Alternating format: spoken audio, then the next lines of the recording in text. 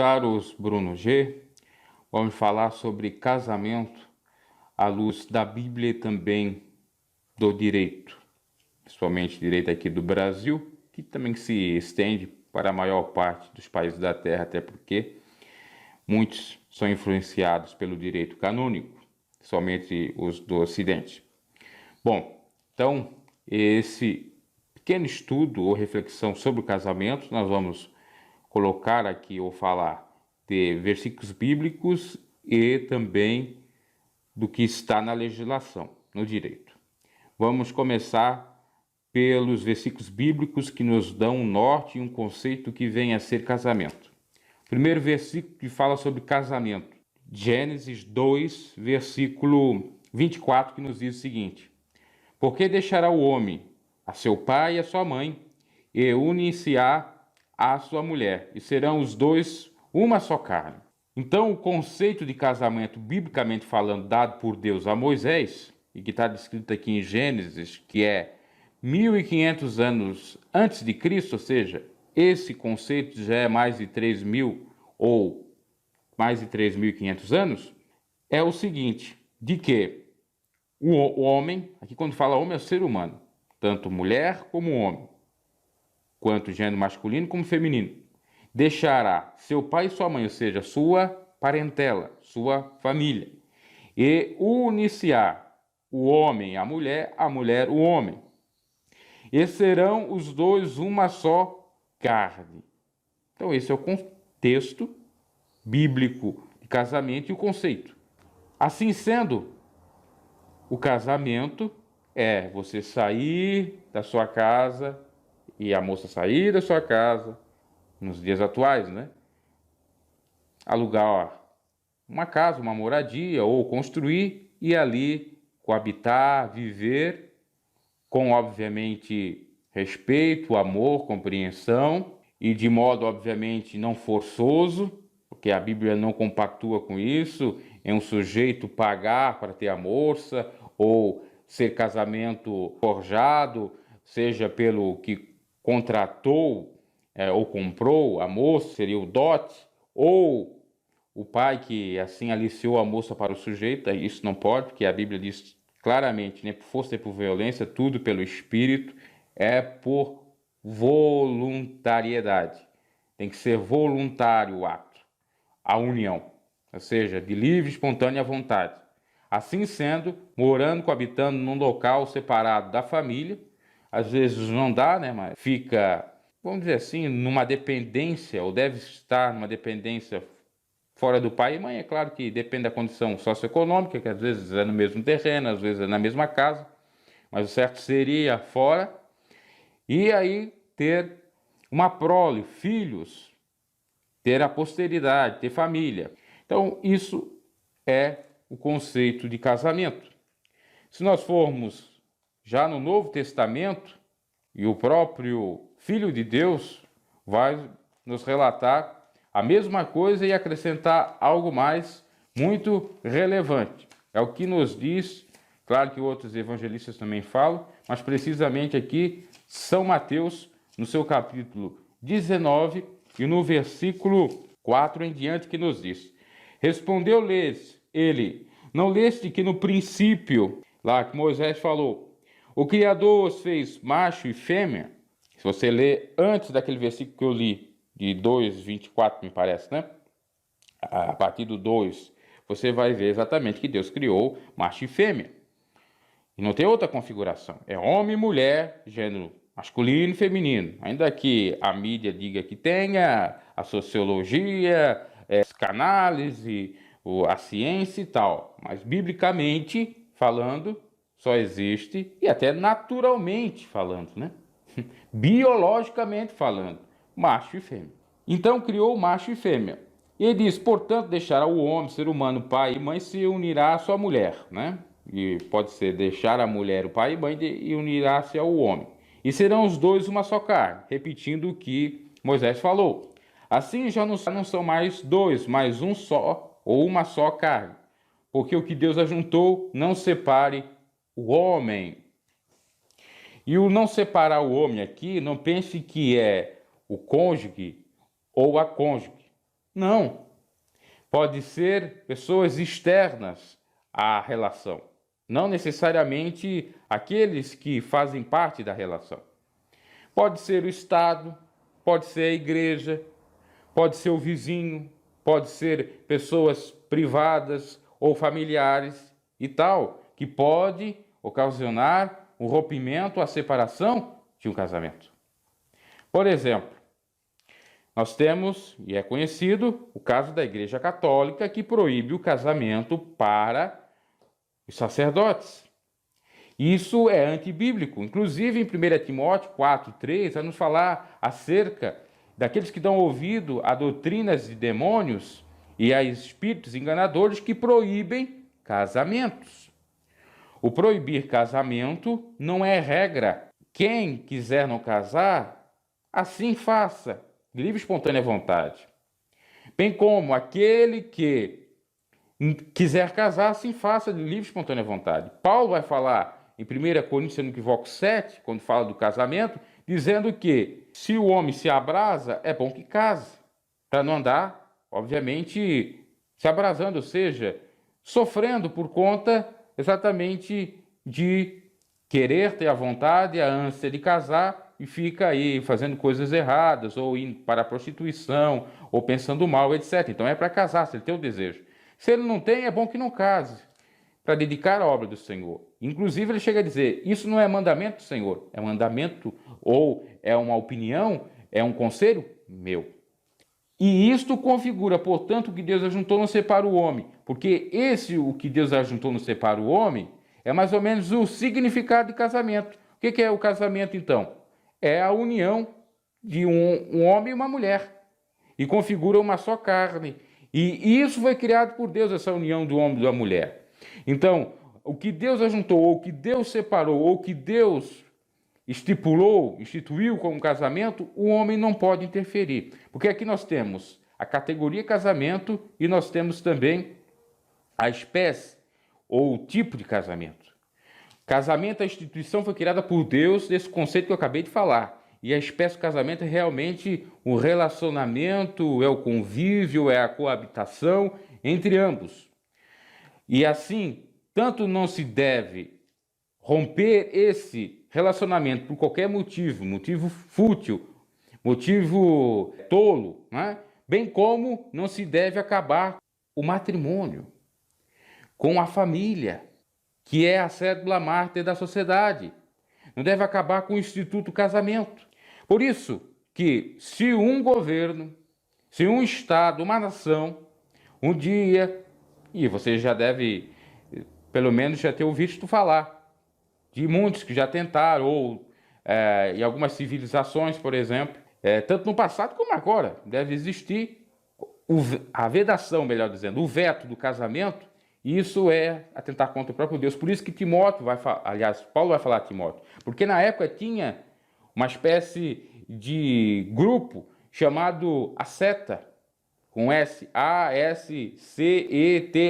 asceta, que viviam de uma maneira totalmente diferente dos cidadãos daquele tempo, pois eles faziam abstinência de manjares, andavam bem simples, uma espécie até de ermitão, e também não casavam.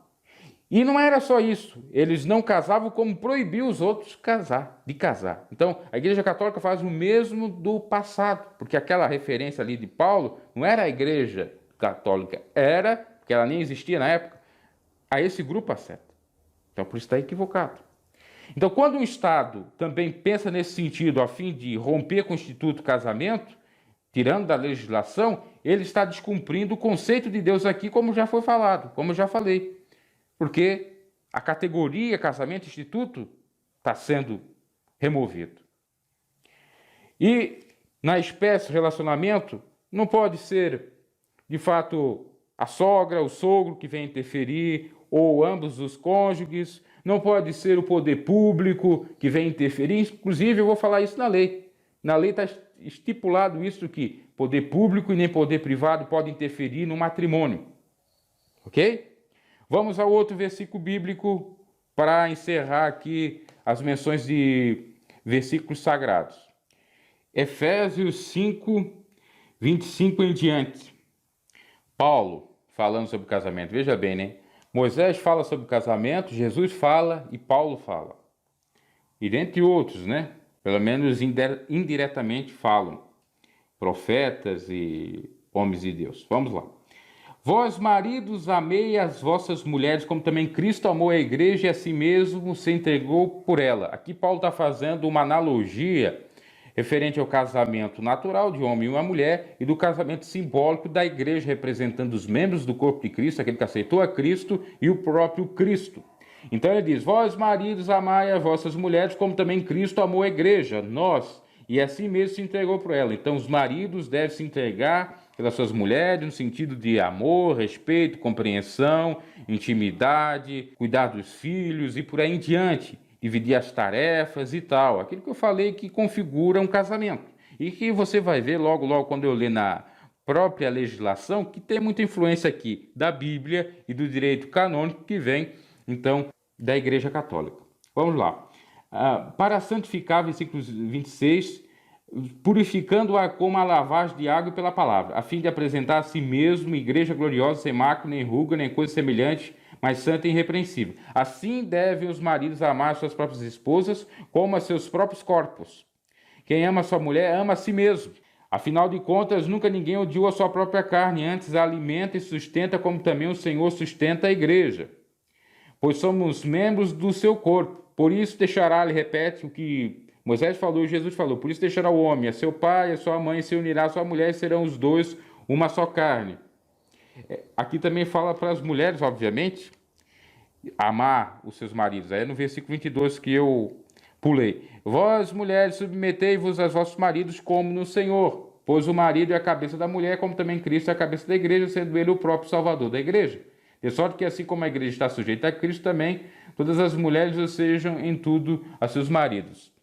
Os versículos anteriores ao 25. Então aqui está claro que há uma reciprocidade entre a igreja e o Senhor, e que deve haver entre marido e mulher, sentido de respeito, amor, sinceridade e tantas outras coisas mais, como eu já citei aqui. Aqui, de fato, dá um conceito até mais amplo do que vem a ser o casamento, não só simplesmente a união, né, mas também o que reflete esse casamento.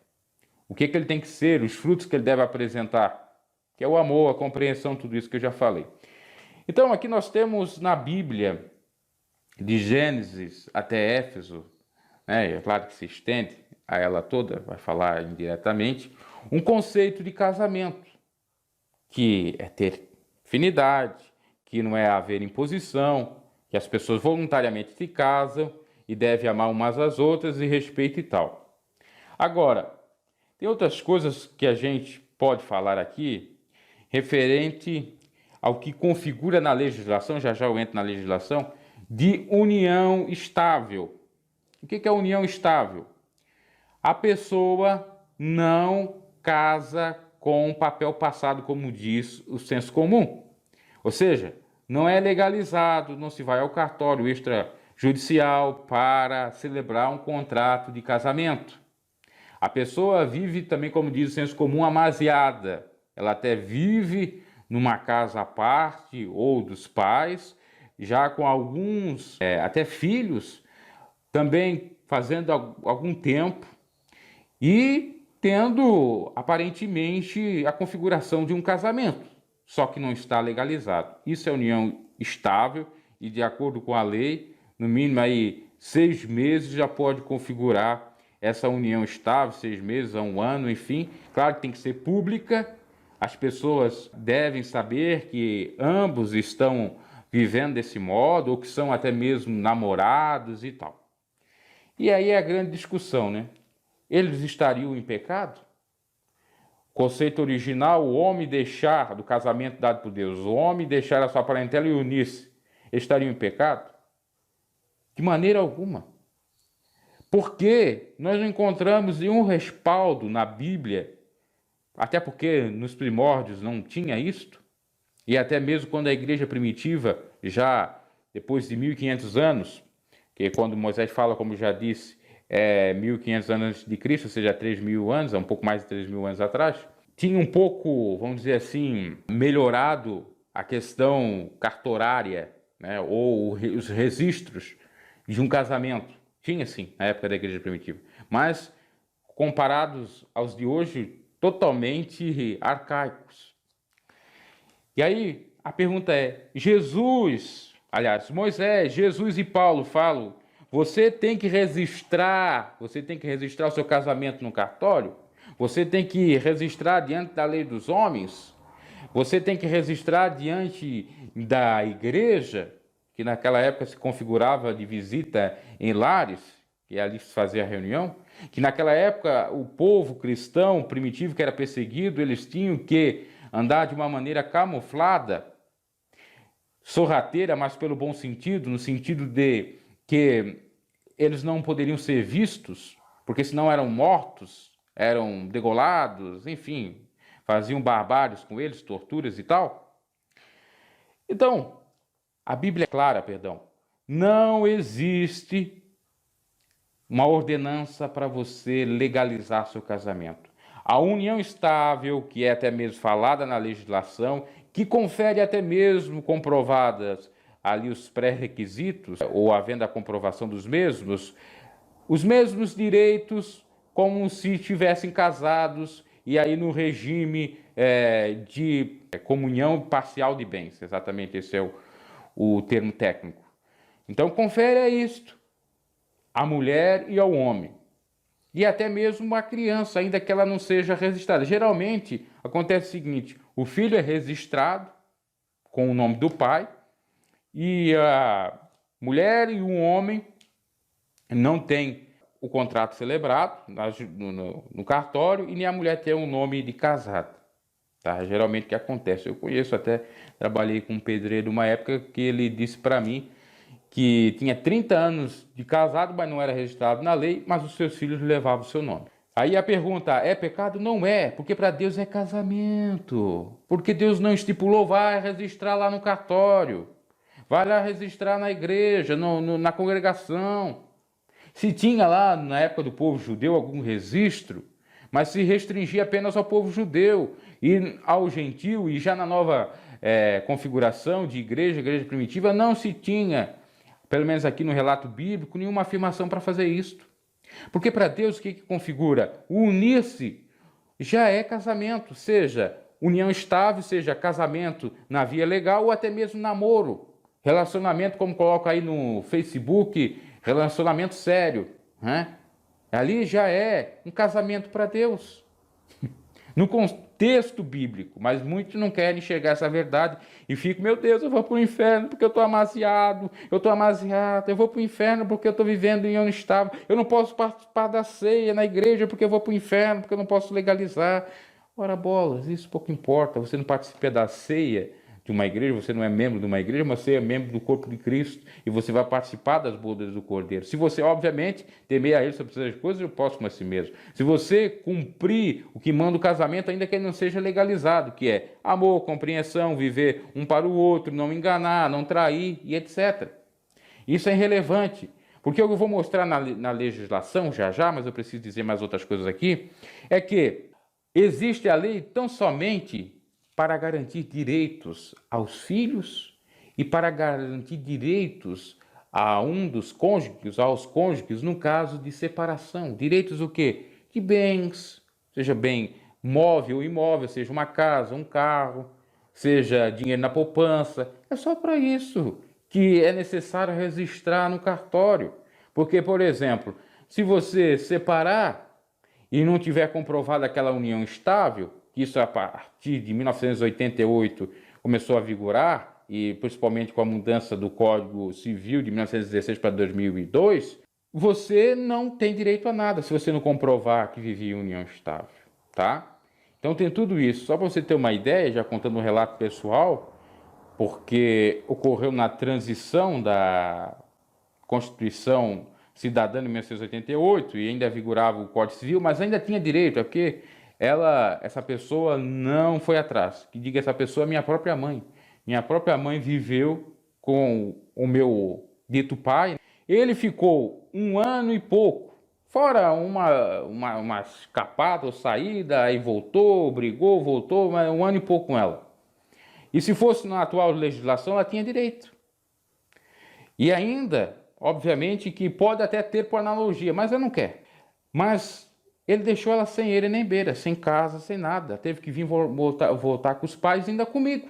E aí você percebe o seguinte, que ele foi casado. À luz do contexto bíblico, ele foi casado com a minha mãe.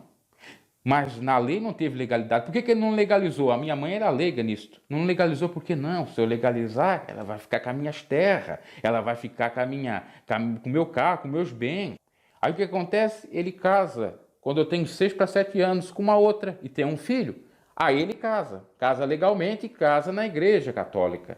Aí a igreja católica, bobear, não considera, até porque a minha mãe até era católica na época, não considera ela como um casada, porque não está legalizado. Se tivesse legalizado e a igreja optasse, porque depende das igrejas católicas, visse que ele era divorciado, algumas não iam aceitar, porque tem igreja católica que não aceita fazer o segundo casamento. Mas como não era legalizado, então casou-se. E aí para Deus? Ele não era casado? Claro que ele era. A minha mãe foi casada com ele. Foi casada. Mas para a lei não é. Para o homem não é. Para a igreja católica não é. E aí, esses camaradas, né, e tem um monte nesse enredo aí, nesse contexto, inclusive pastores, não vou dizer padres, porque nem todos os padres casaram, mas diáconos aí da igreja católica, outros também estão, que vão, né, prestar conta diante de Deus. O que a igreja, na realidade, proíbe, ela, até nesse sentido eu compreendo ela, a igreja evangélica, muitas delas, e até a igreja católica, né, que não aceita o segundo casamento, mas isso aí, ó, é uma configuração totalmente equivocada. Meu pai era casado. Não estava legalizado. Não, mas era casado.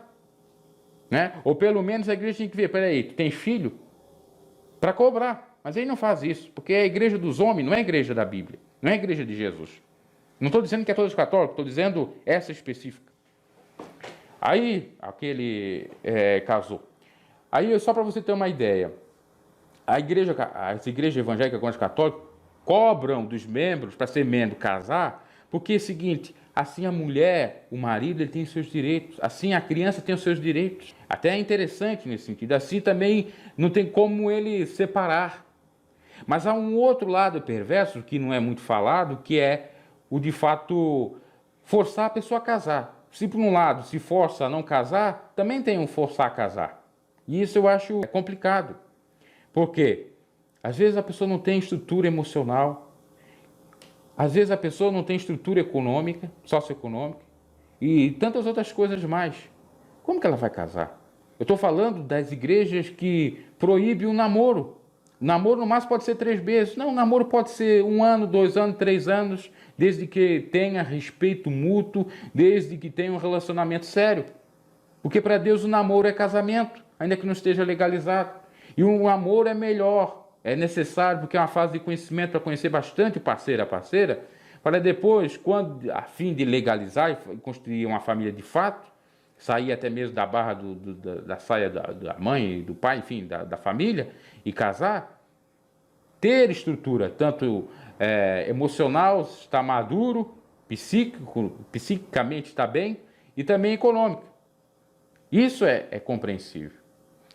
Inclusive, eu já falei, tem outro vídeo aí, eu tive parentes, primas, que demoraram bastante para casar, mas casaram com o primeiro delas.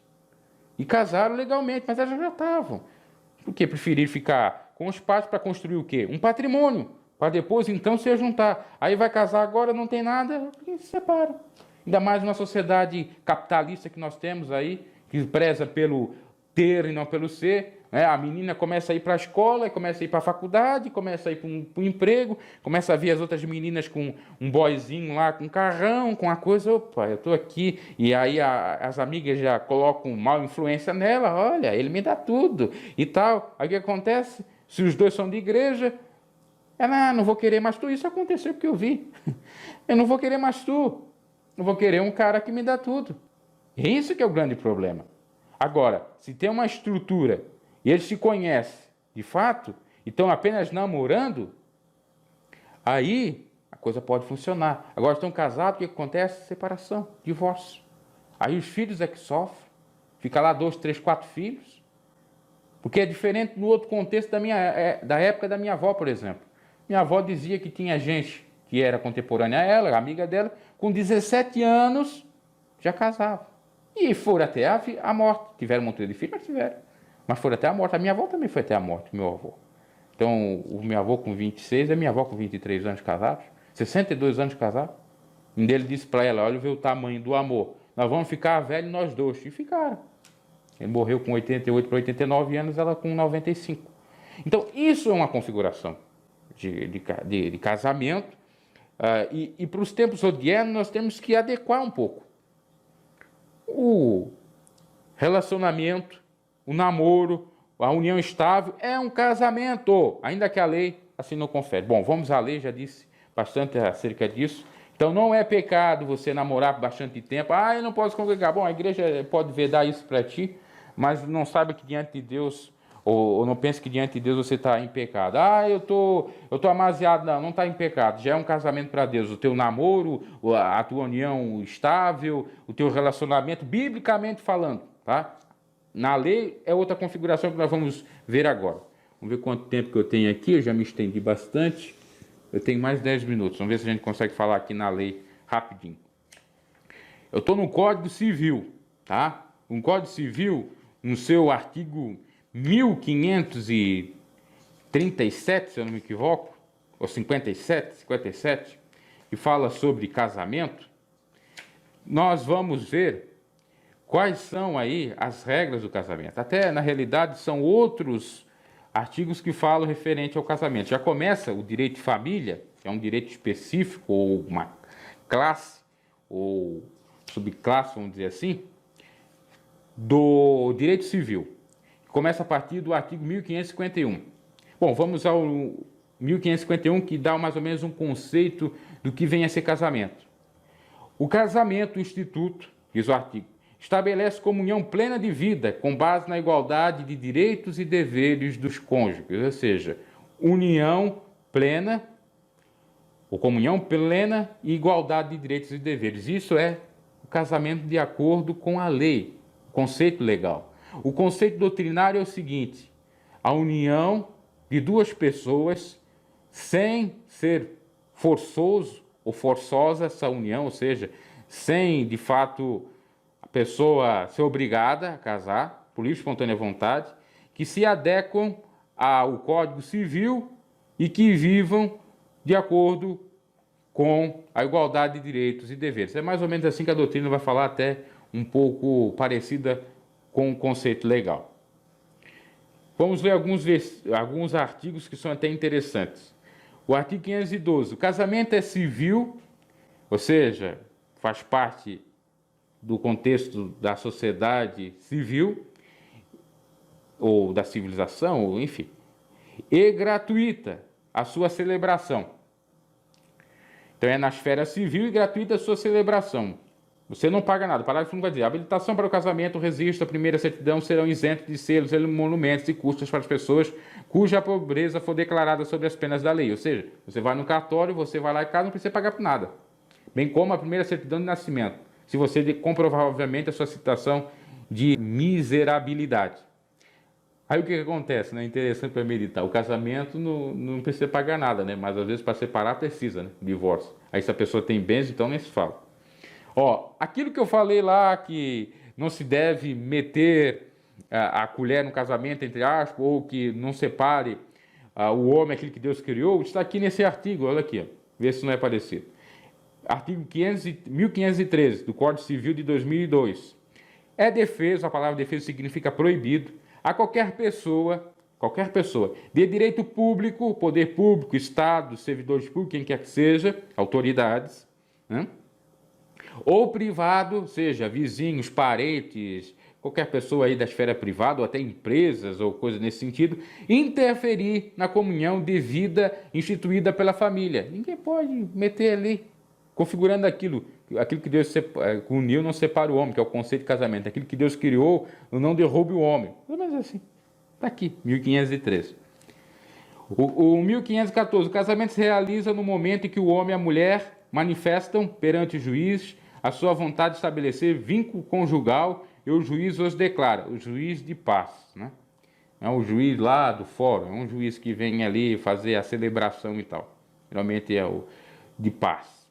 O casamento religioso, que aí já é uma outra configuração, porque de acordo com a lei nós temos dois tipos de casamento. O casamento apenas no cartório e o casamento religioso, que pode ser na igreja evangélica, pode ser na igreja católica, pode ser num movimento ecumênico, pode ser numa instituição espírita, enfim, o religioso, em várias religiões, né? Pode ser lá para o islamismo, o hinduísmo, que tem aqui no Brasil e tal. O casamento religioso quer atender às exigências da lei, tem que atingir as exigências da lei, para a validade do casamento civil que para-se a esse, desde que registrado no registro próprio, produzindo efeitos a partir da data de sua celebração.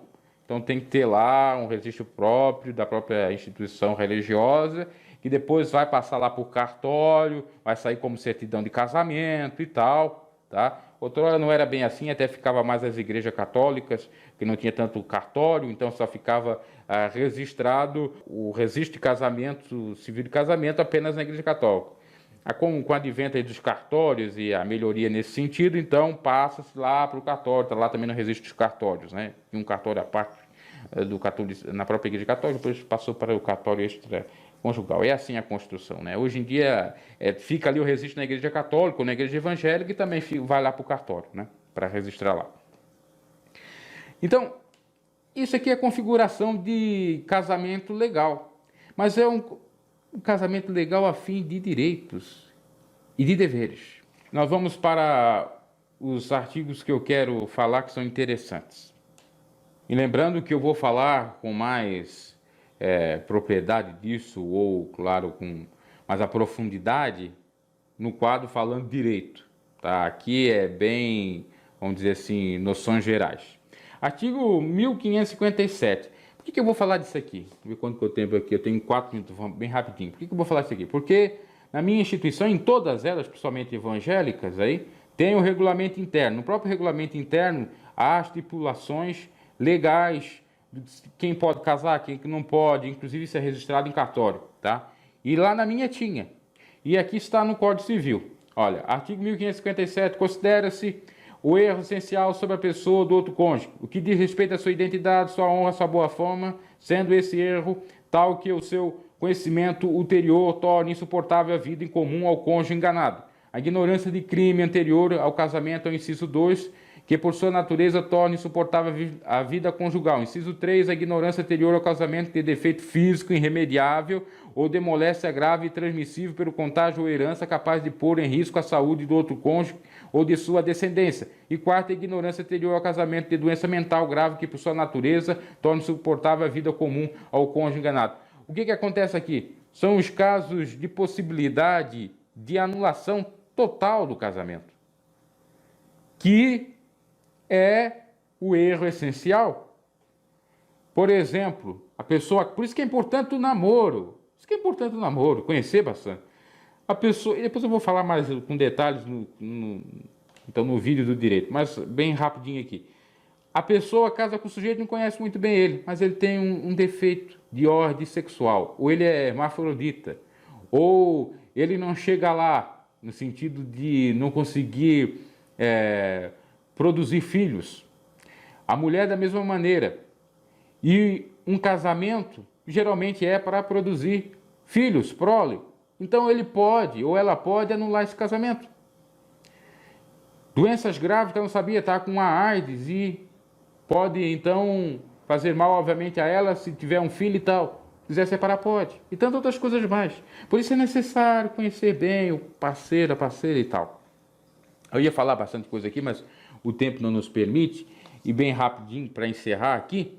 Então, se percebe o seguinte, nós temos o conceito legal de casamento e nós temos o conceito bíblico. O conceito bíblico, tudo é casamento. Praticamente tudo é casamento, de acordo com Deus. É um conceito lato sensu. O estrito sensu seria daqui da lei, tá? E que na lei própria tem possibilidade de rompimento desse casamento. O que comprova também que o casamento que tem a configuração da união, a união também é sexo. Porque o apóstolo Paulo vai falar que é para dar para o esposo ou a esposa o seu desejo, ou seja, pagar a benevolência ou a benfeitoria, enfim, pagar ali. Se a mulher tem desejo, dá a ela. Se o homem tem desejo, dá a ele. Quando também não tem isso, fica impraticável esse tipo de união ou a coabitação, pode também ser passível de anulação do casamento. É o que está dizendo aqui no Código Civil. Então veja, o casamento é união, mas não é união simplesmente estar unido dentro de uma casa, mas sim para coabitar, envolvimento do sexo. Não tem nada de pecado, né? E pode ser até o sexo prazeroso dentro, claro, de um certo equilíbrio, mas também para ter filhos. E quando não tem isso, pode-se anular o casamento com toda certeza. E não seria pecado. Bom, eu vou encerrando por aqui, acho que deu para compreender, sei que foi longo, o conceito bíblico, conceito legal, e também algumas, vamos dizer assim, especificidades. Numa próxima, falando de direito, eu vou explicar bem essa questão de direito, até posso falar um pouquinho também da Bíblia, algumas coisas que eu esqueci aqui, ok? Deixe seu like, comente e até uma próxima. Gospel News, seu canal de notícias e comentários. Deixe seu like, não inscrito no canal, se inscreva, abraço e até a próxima.